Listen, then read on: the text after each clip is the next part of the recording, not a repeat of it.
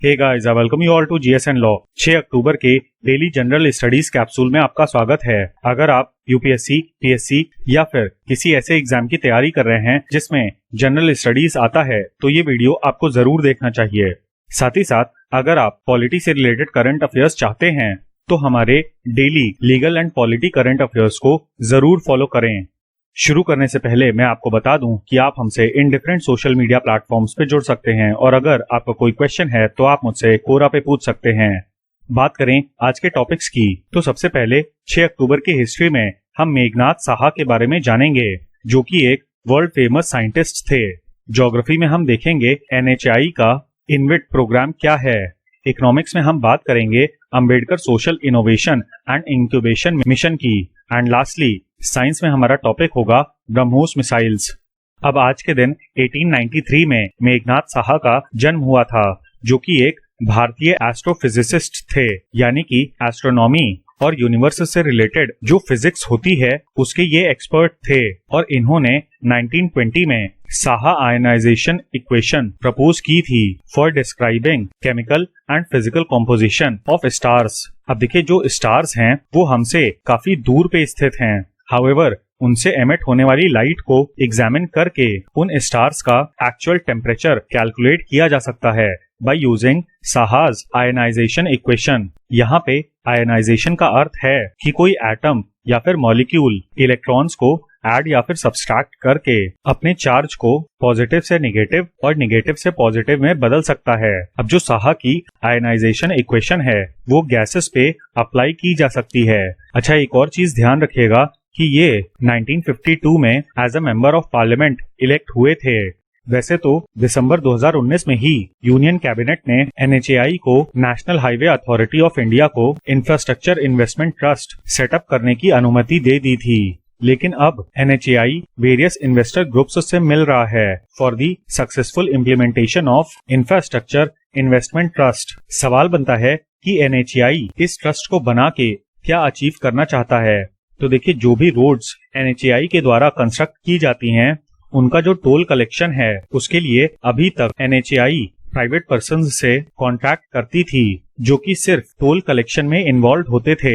लेकिन अब इनविट के थ्रू वेरियस कॉर्पोरेट्स को टोल कलेक्शन की जिम्मेदारी दी जाएगी और इसके लिए वो लोग बिड्स लगाएंगे और जो ऐसे इन्वेस्टर्स का रिटर्न ऑन इन्वेस्टमेंट होगा वो टोल कलेक्शन से ही आएगा। हाउएवर, किस जगह पे कितना टोल लगाना है ये NHAI के अधिकार क्षेत्र में ही आएगा। अब इससे जो NHAI को पैसा मिलेगा उसको रोड डेवलपमेंट के लिए इस्तेमाल किया जाएगा देश भर में।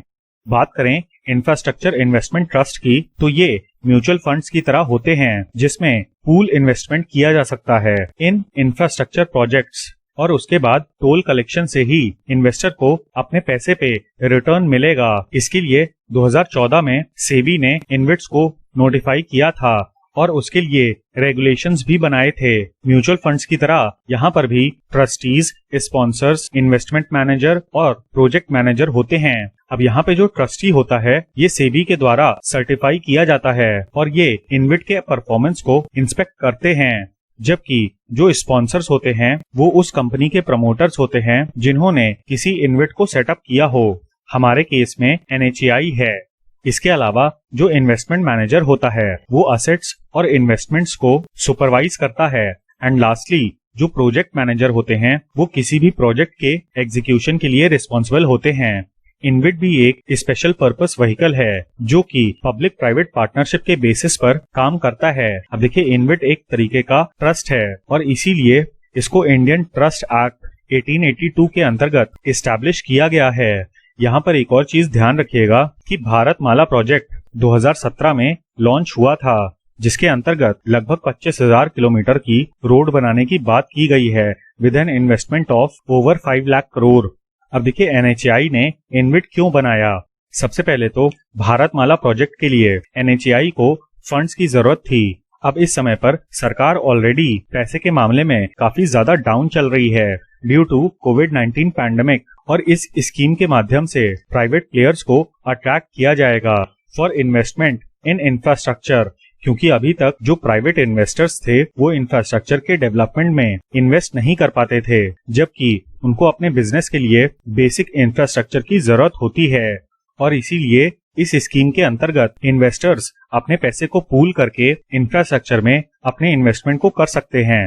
हाल ही में ministry of social justice and empowerment ने Ambedkar social innovation and incubation mission launch किया है under venture capital fund for schedule castes. इसके अंतर्गत 2024 तक 1000 शेड्यूल कास्ट यूथ को आइडेंटिफाई किया जाएगा with the help of technology business incubators और 30 लाख रुपए तक की सहायता प्रोवाइड की जाएगी spanning around a period of 3 years.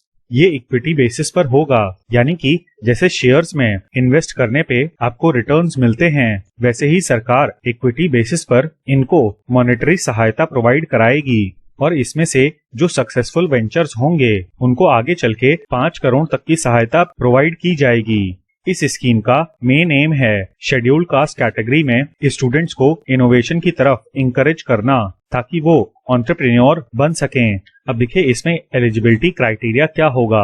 पहले तो उन शेड्यूल कास्ट यूथ को आइडेंटिफाई किया जाएगा जो कि department of science and technology के द्वारा प्रमोट किए जा रहे हैं।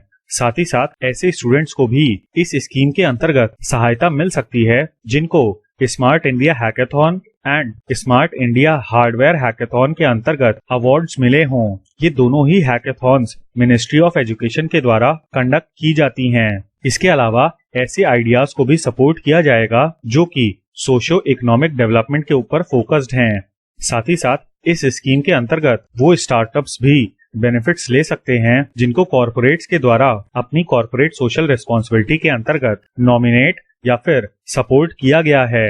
अब इस स्कीम का main focus higher education institution में पढ़ रहे स्टूडेंट्स के ऊपर है और साथ ही साथ प्रेफरेंस दी जाएगी फिजिकली हैंडीकैप्ड स्टूडेंट्स को। अब शुरुआत में हमने पढ़ा था कि venture capital fund for students के अंतर्गत फंड्स प्रोवाइड कराए जाएंगे, तो इस चीज को ध्यान रखिएगा कि ये फंड 2014-15 में मिनिस्ट्री ऑफ सोशल जस्टिस के द्वारा इस्टेब्लिश किया गया था ताकि शेड्यूल कास्ट के स्टूडेंट्स जॉब सीकर्स की बजाय जॉब गिवर्स बन सकें। इसके अलावा इस फंड के तहत कंसेशनल रेट्स पे 117 कंपनीज को फाइनेंस प्रोवाइड की जाएगी who are being promoted by schedule caste entrepreneurs. अब हम जानने की कोशिश करते हैं ब्रह्मोस मिसाइल के बारे में, जिसको हाल ही में अपग्रेड किया गया है और इसमें भारत में बना हुआ बूस्टर और एयरफ्रेम सेक्शन लगा के टेस्ट किया गया था। ये एक फ्लाइट टेस्ट था जो कि उड़ीसा के बालासोर में कंडक्ट किया गया था। मीडिया रिपोर्ट्स की माने तो ये टेस्ट सक्सेसफुल रहा है। जब हम मिसाइल टेक्नोलॉजी के बारे में पढ़ते हैं तो वेरियस टर्म्स यूज होते हैं जिनका मतलब हमको नहीं पता होता। इसीलिए सबसे पहले तो ये जान लीजिए कि बूस्टर क्या होता है। मान लीजिए कोई मिसाइल है जिसकी रेंज 10 किलोमीटर की है। अब आपको उस मिसाइल की रेंज बढ़ानी है तो ये बहुत ही ऑब्वियस सी बात है कि आपको ज्यादा फ्यूल की जरूरत पड़ेगी। इसीलिए मिसाइल में आप एक फ्यूल सेक्शन और लगा देंगे जिससे मिसाइल की स्पीड भी बढ़ जाएगी और उसका रेंज भी बढ़ जाएगा। इसी पार्ट को हम बूस्टर कहते हैं। इसके अलावा मिसाइल के इंजन में मॉडिफिकेशंस करके भी आप मिसाइल को बूस्ट कर सकते हैं। तो बूस्टर या तो फ्यूल बेस्ड हो सकता है और या फिर इंजन का मॉडिफिकेशन हो सकता है। एयरफ्रेम सेक्शन की बात करें तो ये मिसाइल का एक्सटर्नल फ्रेम होता है जिसकी वजह से मिसाइल एरोडायनेमिक हो जाती है। ब्रह्मोस की बात करें तो ये एक रैमजेट टेक्नोलॉजी की मिसाइल है।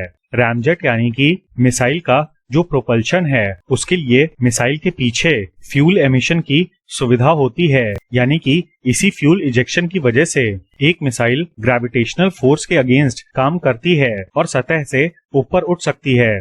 सरफेस टू सरफेस की बात करें तो ये एक ऐसा क्लास ऑफ मिसाइल्स है जिसमें मिसाइल सरफेस से ही लॉन्च होती है और सरफेस पे ही टारगेट करती है। इसी जगह पे अगर सरफेस टू एयर होता तो उसका मतलब ये होता कि मिसाइल सरफेस से लॉन्च होके हवा में उड़ रहे ऑब्जेक्ट्स को टारगेट कर सकती है। एयर टू एयर में एक जेट से निकलने वाली मिसाइल दूसरे जेट को टारगेट कर सकती है।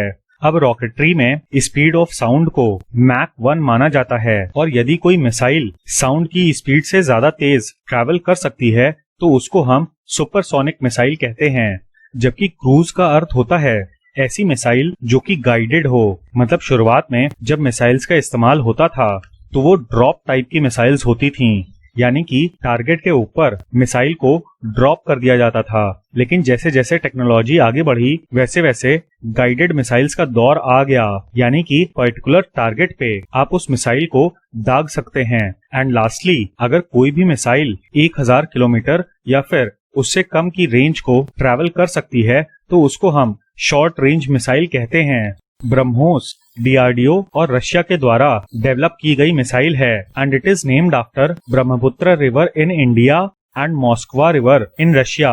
अब जो ब्रह्मोस का मॉडल है वो रशिया की P-800 ऑनिक मिसाइल के ऊपर बेस्ड है। अब देखिए, ज्यादातर फीचर्स तो हमने कवर कर लिए, हाउएवर कुछ और चीजों के बारे में आप जान लीजिए। ब्रह्मोस एक स्टेल्थ टेक्नोलॉजी की मिसाइल है, यानी कि इसको इंटरसेप्ट करना काफी ज्यादा मुश्किल है। इसके अलावा इसकी एक्यूरेसी काफी ज्यादा है और इसमें एडवांस्ड गाइडेंस सिस्टम लगा हुआ है जो कि फायर एंड फॉरगेट के प्रिंसिपल पे काम करता है।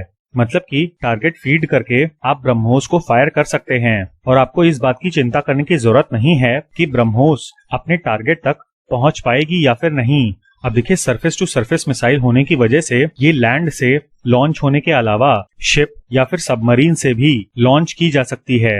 और देखिए, ये काफी ज्यादा हैवी मिसाइल है जिसका वेट अराउंड 2.5 टन है।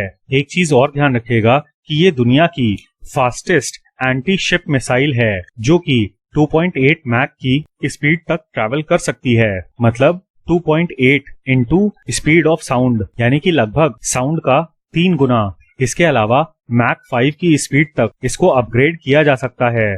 ब्रह्मोस 250 से 300 केजी का पेलोड कैरी कर सकती है और इसीलिए ये मिसाइल न्यूक्लियर वॉरहेड कैरी करने के लिए भी सक्षम है। और इतनी ज्यादा फास्ट स्पीड होने की वजह से ही इसको इंटरसेप्ट करना काफी ज्यादा मुश्किल है। तो ये था हमारा एनालिसिस 6 अक्टूबर के डेली जीएस कैप्सूल का। उम्मीद है कि आपको ये वीडियो पसंद आया होगा। इस वीडियो का पीडीएफ आपको हमारे टेलीग्राम चैनल पे मिल जाएगा। और हाँ, please don't forget to like, share and subscribe. Thank you. जय हिंद।